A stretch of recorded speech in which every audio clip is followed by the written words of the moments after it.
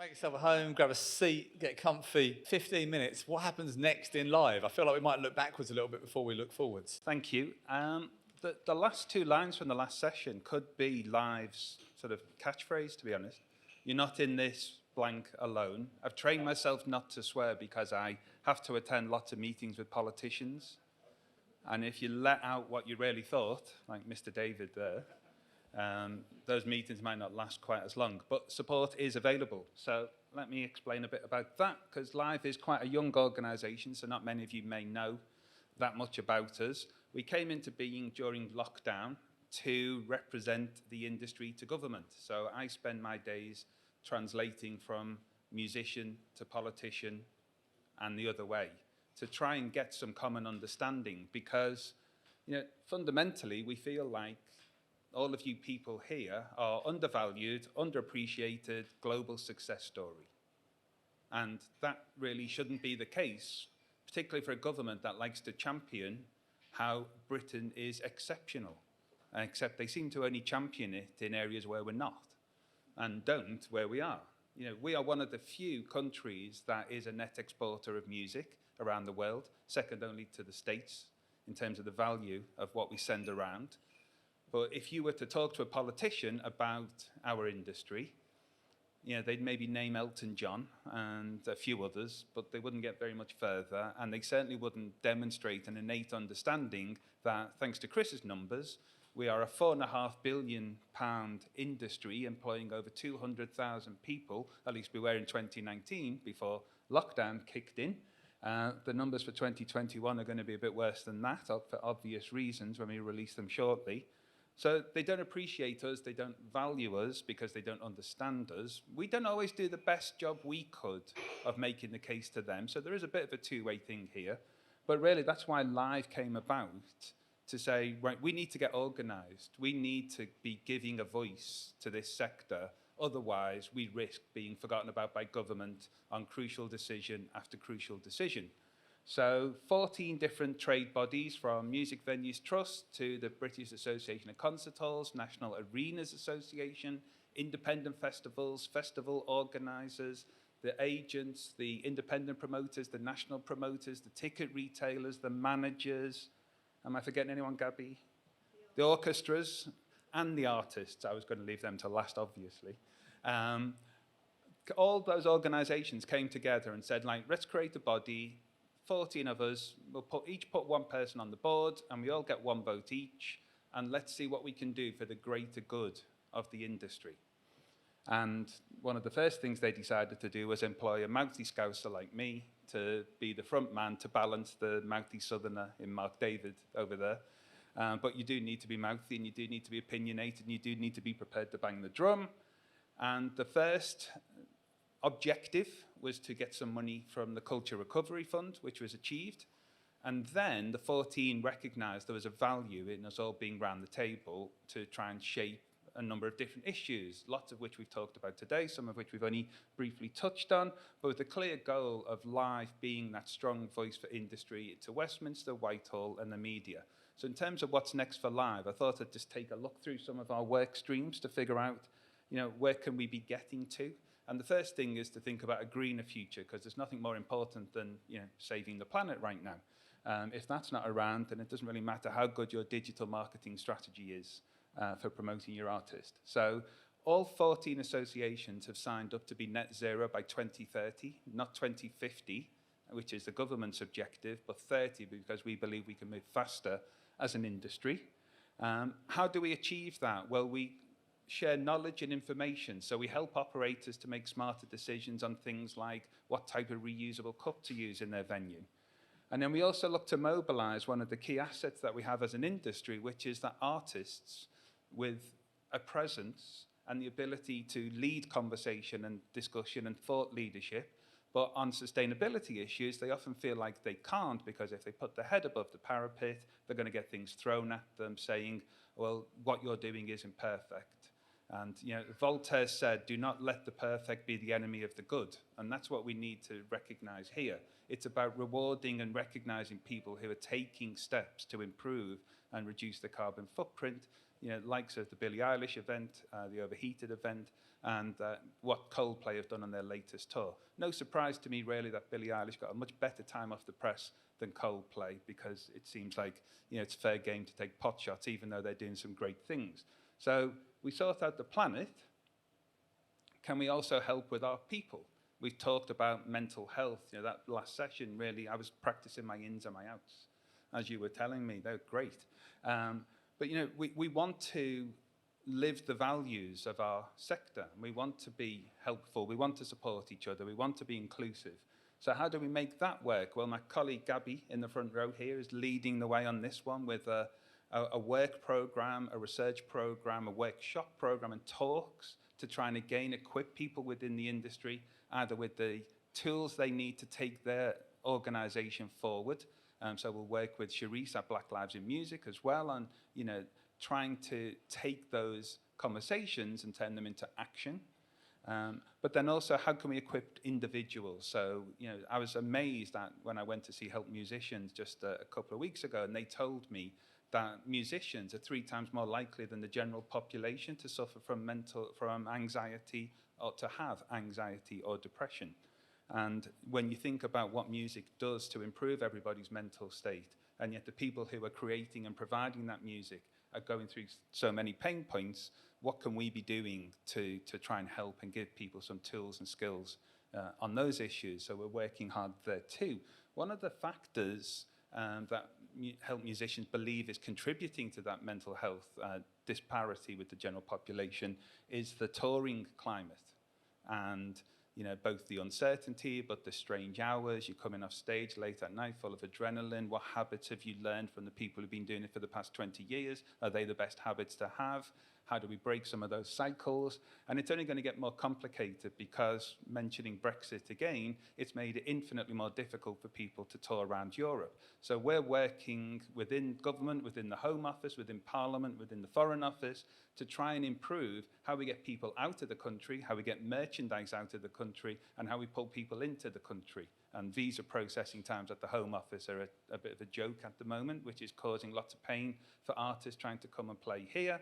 But then we also get reciprocal problems in other countries around the EU, and a looming issue of, at the moment, we as British citizens can only be in the Schengen zone, which is most of the EU, for at best 90 days in 180. And that's holidaying as well as working. So we've got lots of great people who are either having to leave tours or are being overlooked for tours because they can't bounce from the next to the next to the next the way they used to. So we are fighting at the moment for a cultural exemption that to be written into the trade and cooperation agreement between the UK and the EU when it is next reviewed in a couple of years' time, to take all of those problems created by Brexit and put a cultural exemption around them to remove them for us. Not an easy objective, but one we're pushing on. And then if we get the touring environment right, and bands are able to go out there and learn their craft and learn their trade, we want to make sure when they come back to the UK, there are actually some venues open and some festivals operating for them to then go on and build the career further. I won't talk about energy much, Mark, because I'm guessing you're going to touch on it? No? Okay, all right. Well, one of the biggest issues that we've got right now for venues is that they are being quoted insane amounts for their energy bill going forward. And it was 300%, then it was 600%, then it was 700%. The last time I spoke to Mark, 1,400% was the highest. Is that still the high water mark?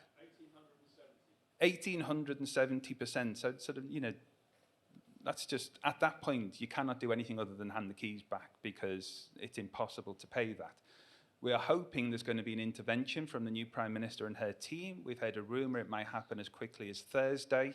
We're hoping that intervention is not just, here's how we're going to improve the way the energy market works, but also, here are some other things we can do to support venues, such as a holiday on business rates and bringing back the 5% VAT rate for tickets, which it's 20% at the moment. You drop that to 5%, you're putting all sorts of liquidity back into our industry, which can then be used to keep venues viable, make more gigs and festivals viable, so you're stimulating economic activity. It can be a counter to the pressures that we've got on increasing ticket prices at the moment. You know, operators are saying typically 25, 35% increase in costs right now. So festival organisers trying to figure out what price to put on the tickets for next year, I do not envy them that task. But if we got that reduction in VAT, it would give them some space to mitigate. It would also maybe give them some space to, you know, increase hourly rates for staff to help them through the cost of living crisis that we have at the moment. So that's a big ask of ours right now. We've got some security legislation coming out of the Home Office imminently on protect duty, which will also potentially complicate how we can work and operate venues. It's a consequence of the Manchester Arena inquiry, and everybody supports the principle of how do we act to prevent terrorist activity. Unfortunately, government are not very good at nuance and detail, and all too often end up with a very broad brush approach, which then imposes costs on venues that are just completely inappropriate, and ask them to do things that are completely inappropriate. And we are working within the Home Office at the moment to try and sort that one out.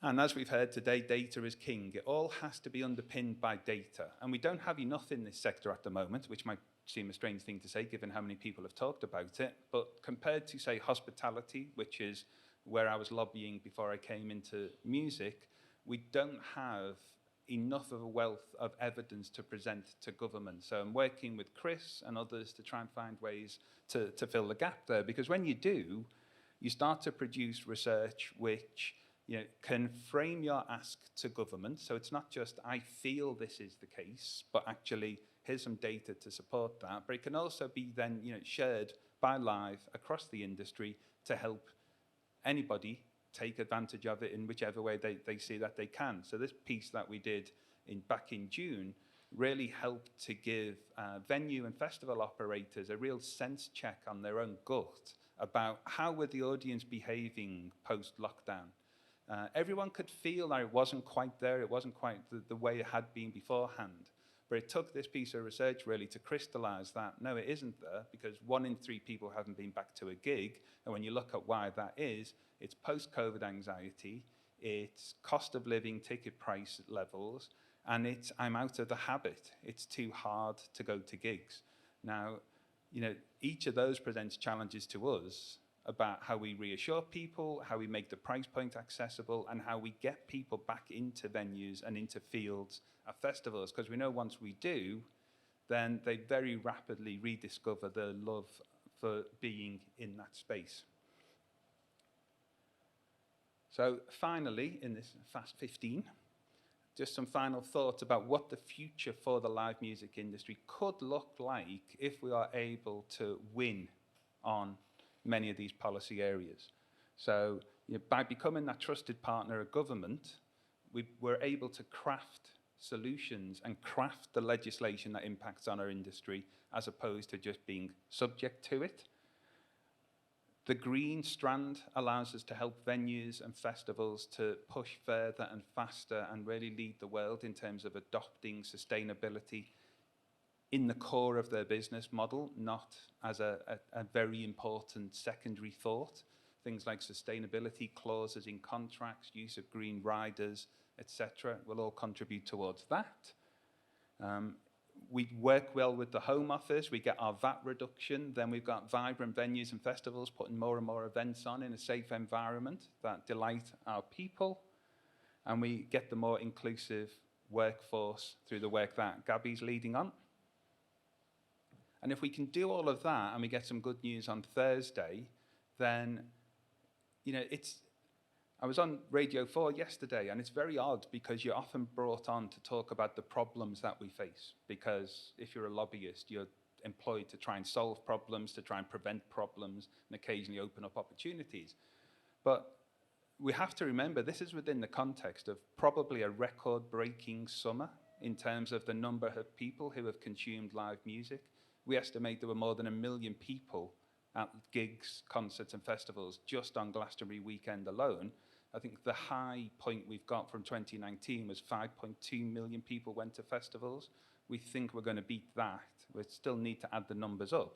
But, you know, there's a vibrancy there in terms of the love of the sector from the public, that is not equating, though, into sustainable business models and stable business models for those people running those venues and those festivals, and then everybody who's supplying their talent and services to make them a wonderful event or night. But fundamentally, we'll keep fighting for you. It's been mentioned today on more than one occasion, what you deliver is a form of escapism. It allows people to get away from the pressures of the day-to-day life. And given the way life is at the moment, don't we need that more than ever? So, thank you.